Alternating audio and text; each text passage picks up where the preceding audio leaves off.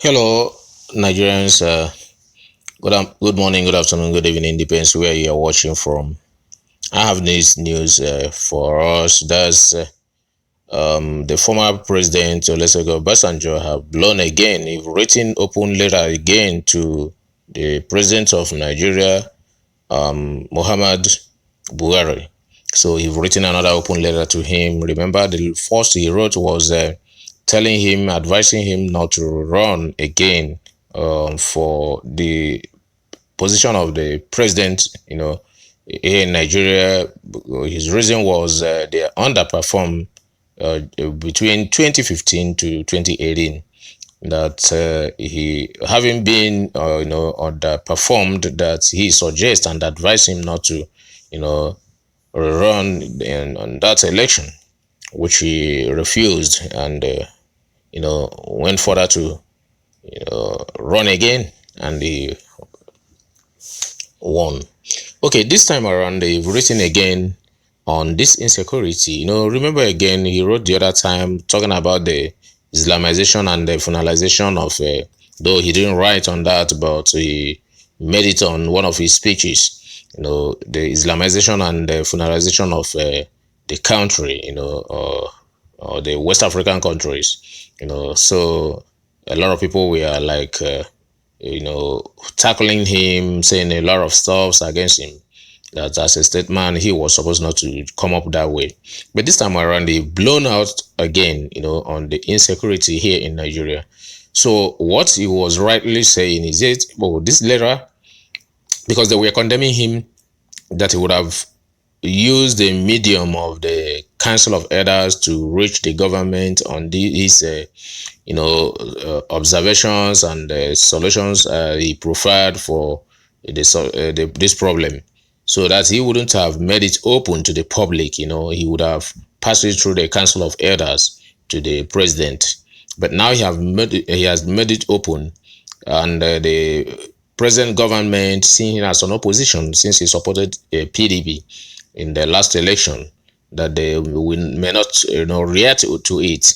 That if we had not been on the side of the PDP, that the government may have reacted to it. But as it stands now, they will see him as an opposition. Hence, will not react to what he observed and the solutions he preferred. So, but to me, it doesn't matter. Government is all about critics. If nobody criticizes you, you will not know the areas you are doing well or bad, and the areas to adjust and do well. So if I were them, they will still have to, take, in consideration, all he has said, and, put the ones they feel that they can put it in consideration, put it in practice, and see whether it work out or not. So Obasanjo doesn't say anyhow. And before he says something, you have seen it and observed it. And when he talks of Islamization and finalization, you see, the issue of herdsmen started, escalating. So he came up again to say this, But let's see what he said. I have a video of an interview between APC statesman and ADU former, I think, presidential candidates. So I will target here. You listen to the both conversations. Shegu was interviewing them, and I recorded it. You just listen to it and make your own observation. Tell us what you think about what Obasanjo said, whether he did wrong or it is commendable or condemnable. Tell us whether it is condemnable or commendable what he did, the way he profile his solution on his observations. Okay. Let me read briefly what he really stated here. Open letter to President General Muhammadu Buhari. Okay, let's see what Obasanjo wrote. He said, I am constrained, that's his introduction. I am constrained to write to you this open letter. I decided to make it an open letter because the issue is very weighty and must be greatly worrisome to all concerned Nigerians, and that means all right-thinking Nigerians. and those resident in Nigeria. So he said, since it's a worrisome and a weighty situation that concerns every worrisome and right-thinking Nigeria, that he has not to do it secretly, he has to say it open, so that if it is not implemented, the people will say, actually, he rightly said. So that's exactly his reasons for making it open. So for those who have been condemning him, you have had it, his reason for making it open. Okay.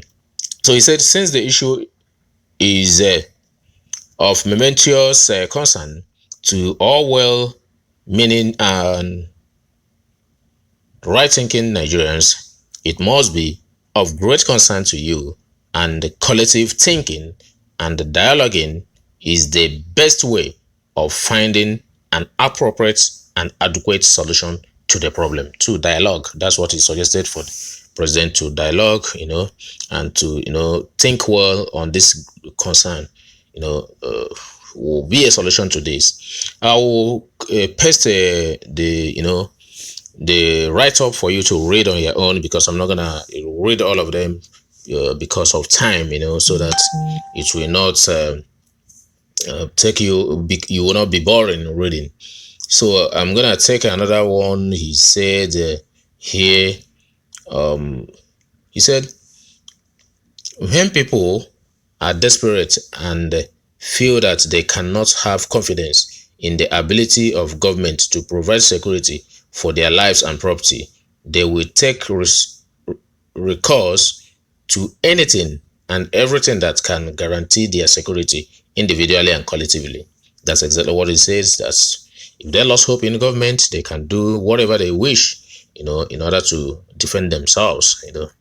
So he said again, only tested and trusted will make my ministerial list, just Buhari said. So he was commenting on what Buhari says. Okay, he said, open in a new browser tab, okay, for even 10 years, for 4 years of which you have been the captain of the ship, Boko Haram has menacingly ravaged the land, and in spite of the government's claim of victory over Boko Haram, the potency and the activities of Boko Haram, where they are active, remain undiminished, putting lies to the government's claim. Said that government almost every day come to say how they have been able to defeat Boko Haram and not defeated Boko Haram, yet nothing has been happen.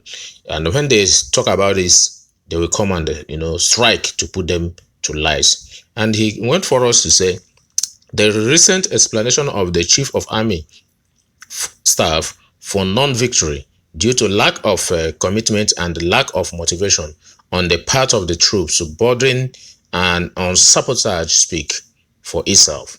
Say what you will, Boko Haram is still a daily issue of insecurity for those who are victimized, killed, maimed, kidnapped, raped, sold into slavery, and forced into marriage, and for children forcibly recruited into carrying bombs on them to detonate among crowds of people to cause maximum destruction and damage. And Boko Haram will not go away on the basis of stick alone. Carrot must overweight stick. Yes, that's the truth. How else do you deal with issues such as only about 50% literacy in the Northeast with over 70% unemployment? Work overload at Supreme Court self-inflicted. Clerks, SANS, open in a new browser tab. Herdsmen, yes, herdsmen's farmers crisis and menace started with government threatening the issues with cuddling glove instead of hammer. Yes, when you are threatening somebody that is stronger than you, using gloves, using ordinary broom or stick to pursue somebody that is with a hard, sophisticated weapon. So you are, provoking that person, and the person has to do otherwise. What he is trying to say here in the faith is, the government has to equip, the security apparatus, train them, motivate them, so that they can really confidently, volunteer to work for the government. So in fact, not even volunteer, sacrifice to work, for the government. So when you are not well equipped, you don't have the confidence to, combat with people that are stronger than you. That's exactly what he's saying. So he said a lot of stuff, like I told you. I'm gonna tag. I'm gonna copy this text, paste it here. You can read it on your own, and I'm gonna tag what even Professor Soyinka said. He said this government cannot fight this insecurity. They don't have that capacity. So a lot of people have been saying it. Even Professor Anya, a distinguished Nigerian, said it also. A lot of them said a lot of stuffs, concerning this security in Nigeria. So what I'm saying here is, I want us to listen to this video. I'm gonna tag, read the commentary of Obasanjo, his letter that I'm gonna put here also. They'll tell us what you think about it. Did Obasanjo do bad by coming up openly to aides? Was he supposed have done it secretly to the government? So is this action condemnable or commendable? So tell us what you think about this, so that we'll know. No man is an island. I'm not supporting APC. I'm not supporting PDP. What we are talking about is peace, in the territory we are occupying, so that we can go to bed and sleep with our two eyes closed. So, but it's not like that now. So everybody's in fear. So what we are looking for is a solution to make sure that everybody will stay with a peaceful mind and heart in that geographical territory we are staying. So please, guys, if this is your first time of watching our video, please don't fail to subscribe. Hit the red subscribe button. If you are already subscriber, thank you for following us. Thank you for watching. Keep sharing and watching and liking our video and commenting, no matter how brief the commentary will be. Thank you. Meet you in the next video. Watch this video. Absolutely. Senator Omar says Stanley is not happy with the security situation in the land, especially in states like Zamfara and other hotspots.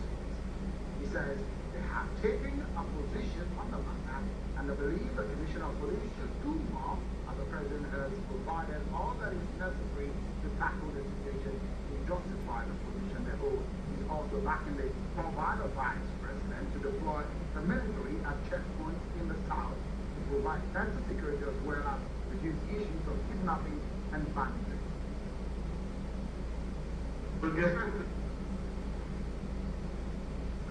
We are not happy, like most Nigerians, what is going on in places, especially places like Zamfara.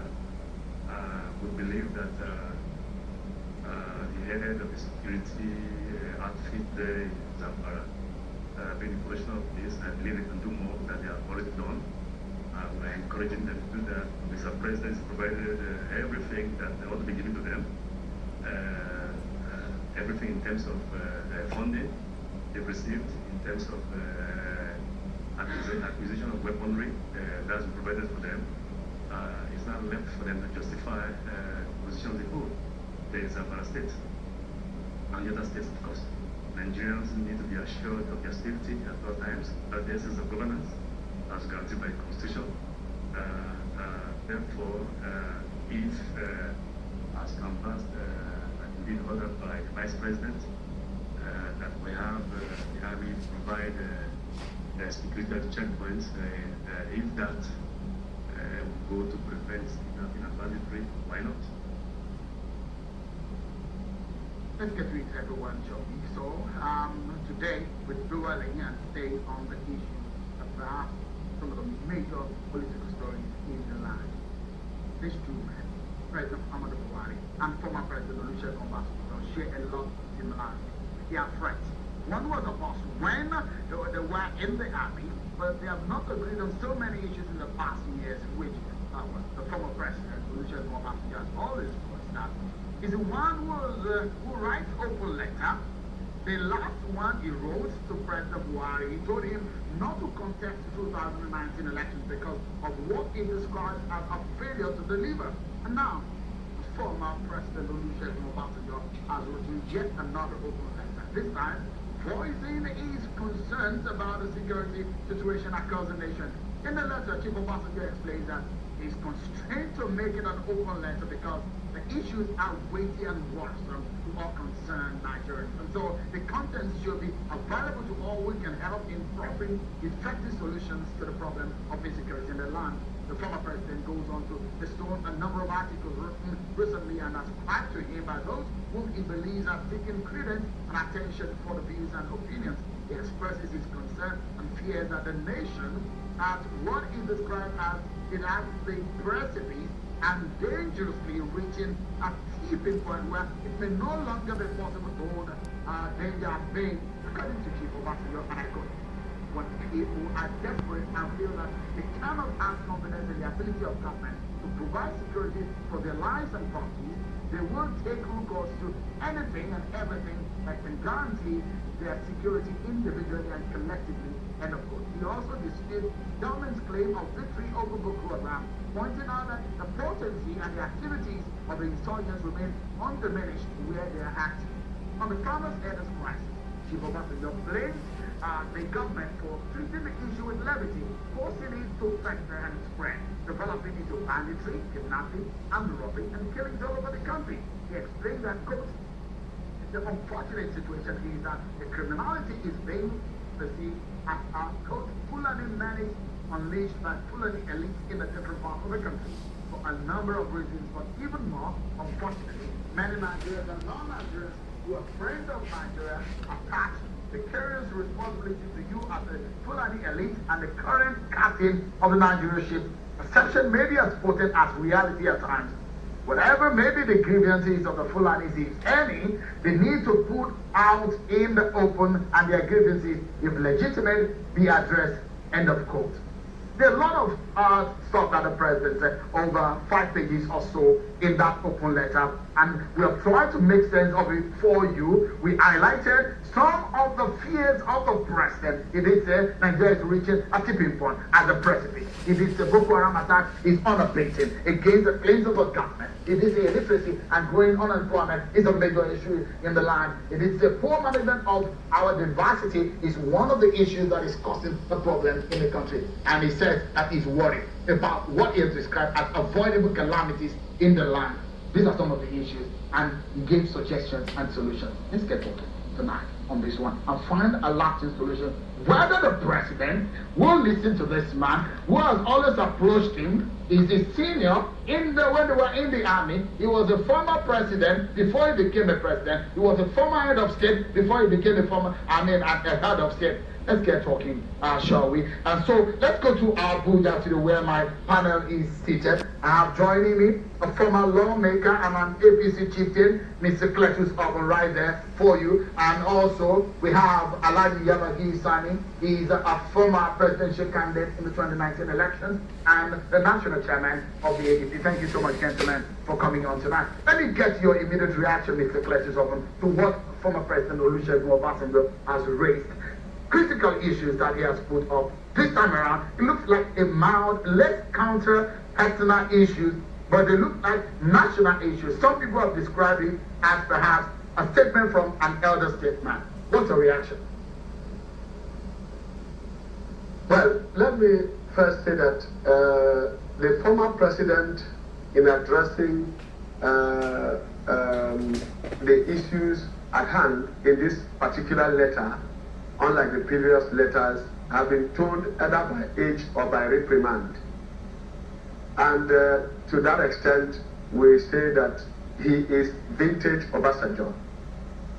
But the issues at stake, what he has raised are to the best of my knowledge, germane issues. But how are the solutions profiled and what are the foundations of it? We cannot, as a government, say that we were unaware of what was happening. But the magnitude of what we have met and the circumstances that have been thrown up are such that you cannot but agree that there are aggravating circumstances and situations. And those aggravating circumstances and situations include especially, but not limited, to the unanswered question of the headsmen, which both the president and most commentators, including this particular letter, have agreed are national questions and national problems. They are not a Buhari question. They are not an APC question. They are not a problem that APC is expected to reply to, but which a president as father of the nation at the moment of crisis has to respond to. Mr. Clerk, perhaps, just a moment, let me butt in quickly, and let me show you, perhaps in details, that's Alhaji Yabagisani, who was since joined us. Thank you so much. But Mr. Clerk, let me quickly show you what the president said in detail, because you're saying that, look, these are problems that the president met on the ground. But if you look at what perhaps on Obasanjo's fears, he did say that the president is perhaps treating some of these issues with kid's glove. He says, and I quote, what I'm addressing here is very serious. It is the issue of life and death. He went further to say that the issue can no longer be ignored, treated with nonchalance, swept under the carpet, or treated with cuddling glove. Those are some of the words used by the former president. And in relation to the realization of the fact that these issues may have been on the ground, but the treatment of the government of the day is what he has a problem with. I do think this is an unfair comment to make. Let me say this to you. This is an unfair comment to make, to think and imagine that given the government of what is on ground and the actions taken by this president, anybody who is living in Nigeria will say that the issue of security and insecurity has been treated with levity. I do think that the use of the terminologies, we need to have to get back into our dictionaries and get into the etymological origins of such terms and language as being espoused by President Obasanjo. Let me ask you this. In what way will the president have reacted beyond what is done today than deploying all the security agencies and apparatus into all the areas and flashpoints of our national crisis? I give you, for example, the vice president was already in the place where Funke was killed. Let me pause you for a moment. Sorry, apologies. Let me pause you for a moment, Mr. Cletus Alban, because we need to go on a break. Professor Wole Soyinka has spoken. He did say that the president does not have the capacity on some of these issues. We allow Alhaji Yabagisani to react to some of these issues, what Professor Wole Soyinka has said, which you will hear on this break. When we return, we'll talk more about the open letter of this man to the president. We'll be right back. Thank you so much, everyone, for staying with us. These faces are not new to you, perhaps in politics or in national discourse.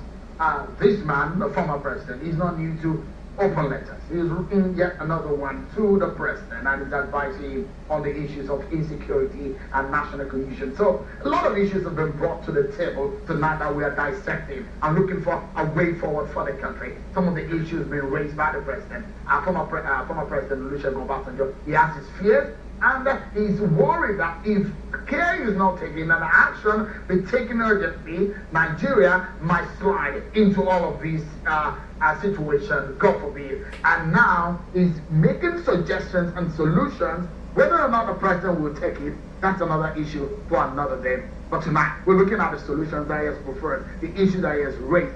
Let me go back to our Abuja studio and go straight to Alhaji Yabagisani, the national chairman of the ADP and the former presidential candidate in the 2019 elections. Thank you so much for coming on.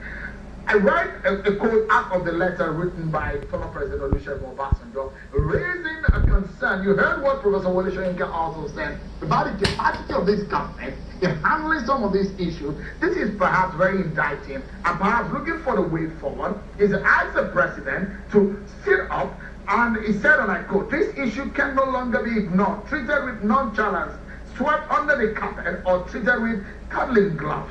What are your reactions to President Obasanjo's comments?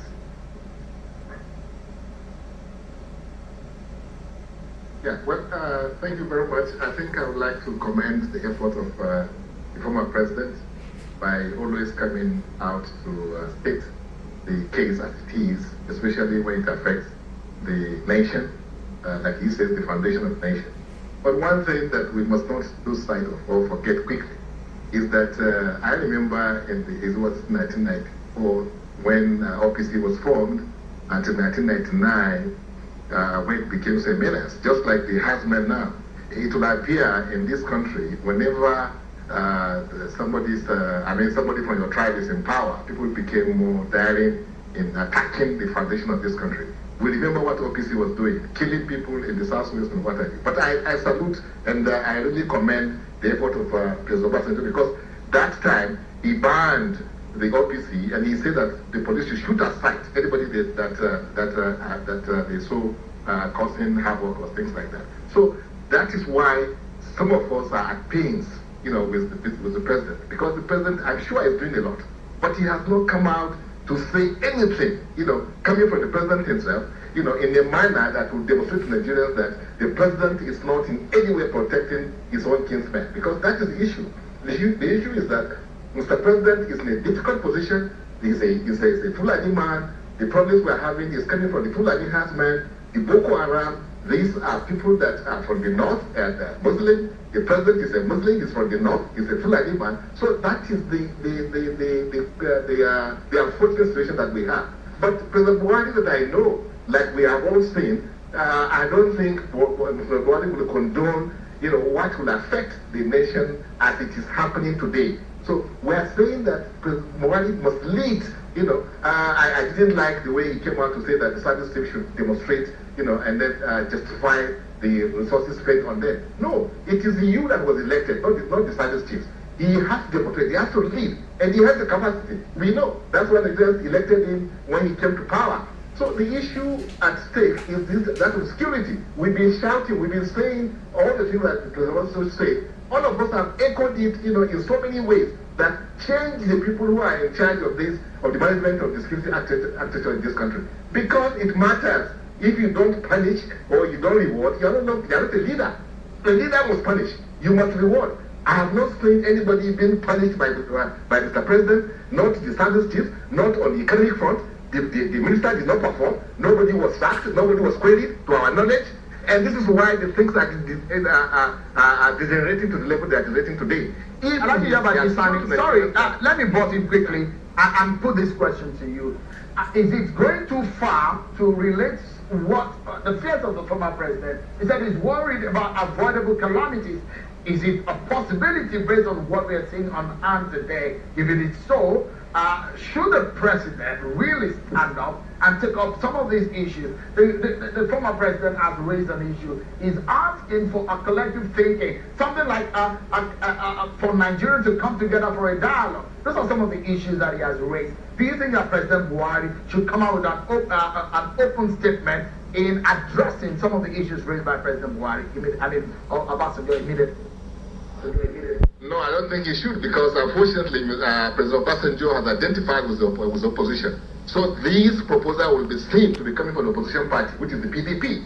This is why I was saddened when President Obasanjo came out openly to support, the PDP. He's supposed to be a statement, an elder statement, that whenever he speaks, it should be somebody speaking on behalf of this country. But all the beautiful proposals that are put forward today will be seen from a bad light, from a different light, not from the light of a statesman. Because he did not hide his support, for the other side of the politics. So everything will be seen in the political light. It will not be seen in the proper light that it should be. But having said that, I'm not expecting Mr. President to react to what President Obasanjo has said, because it will be taken as political. I know government will sit up, because that's what it's all about. Is to put your opponent, on their toes. But for them to come and say we are going to go into the proposals given by President Obasanjo and the president to implement them, I don't think that will happen. What will happen is that there will be more serious, actions now taken against the issues which is the fundamental issues. All right. Security, which we can fight. Okay. Let me quickly go back to Honorable Cletus Oven. Honorable Cletus Oven, some people would debate, they would tell you, ignore the messenger, look at the message. Those are some of the issues that have been raised here by former President Olusegun Obasanjo. He said calamities to avoid. He listed four of them. He pointed out the issues of Yugoslavia, the issues of the genocide in Rwanda, that we cannot afford to go and slide into those kind of situations. And he's saying that the president should take action. As an APC chieftain, what would you be telling the president today? Your party has gotten the mandate to fix this country. Well, most of the time, Sean, let me digress a little by pointing out one thing. This is a Nigerian government. It is not my government. It is your government as well as channels. That is one point I would like to make.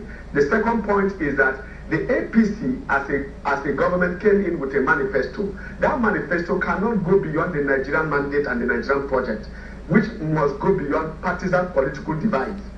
The third thing I want to make, and the third point I want to make about Obasanjo's letter and recommendations, as Alhaji Sani has pointed out, is that in spite of the fact that he now lacks the moral high ground to give advice as a statesman, having denied himself the opportunity to speak as a father of the nation, and himself having presided over, there are channels, I insist, the Council of State to which he sits can offer this advice without him getting into these advertorials for himself as statesman and seeing himself as a hero of the Nigerian project. The second thing is that what Shoenka has been saying, it has been taken completely out of context, which coincides with what I have always maintained, that we have a Nigerian and national problem. It's not an APC problem. It is not a Buhari problem. It is a Nigerian problem for which all of us must have. The security apparatus as it stands today, I had made this point when I was in your studio last time in Lagos, that we still have this type of security apparatus in place without even changes as much as we need to leave it at that. Honorable Cletus Oven, and I sincerely thank you for your intervention as well as what Alhaji Sani has said tonight. Many times we're looking for the solution to some of these problems and some of the issues raised. God forbid these things happen. And some of these issues, we hope that in the coming days, there will be some quick action on this. But that's how we live tonight. And perhaps that national discourse will continue. That's the show for tonight, everyone. Many thanks for watching. I'm sure you're ready. Good night.